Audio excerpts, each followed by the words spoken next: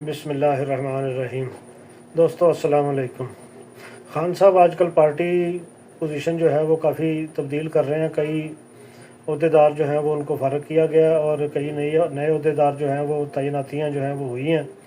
तो नए वर्करों को कलीदी अहदों पर फाइज भी किया गया है।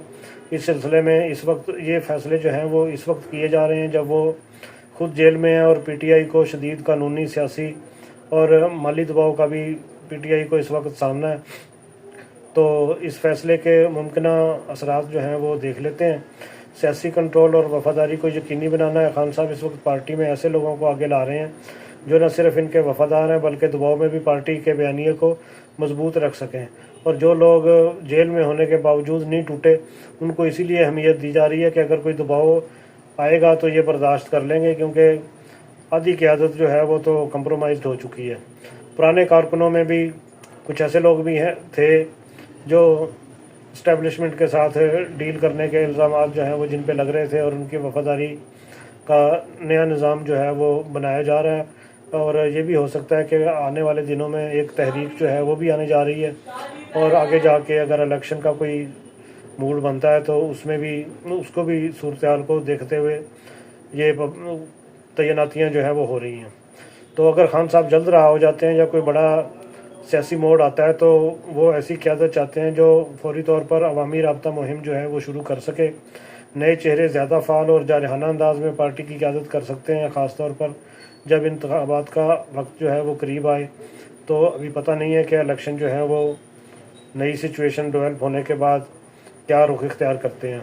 खान साहब और पीटीआई को अदलिया और इलेक्शन कमीशन में केसेस का भी सामना है। अगर कोई पुराना रहनुमा जो है वो नाअहल हो जाता है तो उसका भी ख्याल रखना है कि पार्टी का जो तरीक़ाकार है वो डिस्टर्ब ना हो।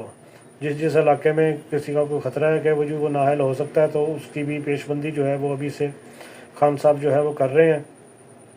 ऐसे लोगों को ला रहे हैं जो सिर्फ मकामी बल्कि आलमी सतह पर भी मौसर किरदार और पैगाम रसानी जो है वो उसको यकीनी बना सकें। पिछले दिनों इंटरनेशनल बॉडी जो थी उसमें भी तैनातियाँ की गई थी।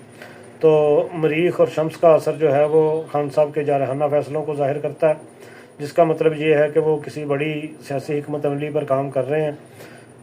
ज़ोहल और राहु का इम्तजाज बताता है कि पार्टी के अंदर भी कुछ मज़ामत जो है वो हो सकती है, लेकिन वो अपना कंट्रोल मजबूत रखने में कामयाब हो सकते हैं। अब देख लें, एक रहनुमा को अभी पिछले दिनों मरवत को फ़ारग किया गया। एक वो मरवत था जब खान साहब ने उसको कॉल दी थी और लीड करने का कहा था, पूरी दुनिया जो है वो उसके पीछे उमड़ आई थी। और एक वो मरवत है कि जो जिसको निकाला है तो अवाम जो है वो उसके पास जो है वो कोई भी नहीं है, कोई भी उसकी तरफ देखना नहीं चाहता। तो मुश्तरी और ज़हरा की जो मौजूदगी है वो ये ज़ाहिर करती है कि नए तैनात अफराद को मुस्तकबिल में ज़्यादा ज़िम्मेदारियाँ भी दी जा सकती हैं।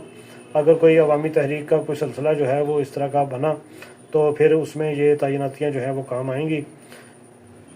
अब नेक्स्ट व्लॉग के लिए इजाज़त दीजिए। अल्लाह हाफ़िज़।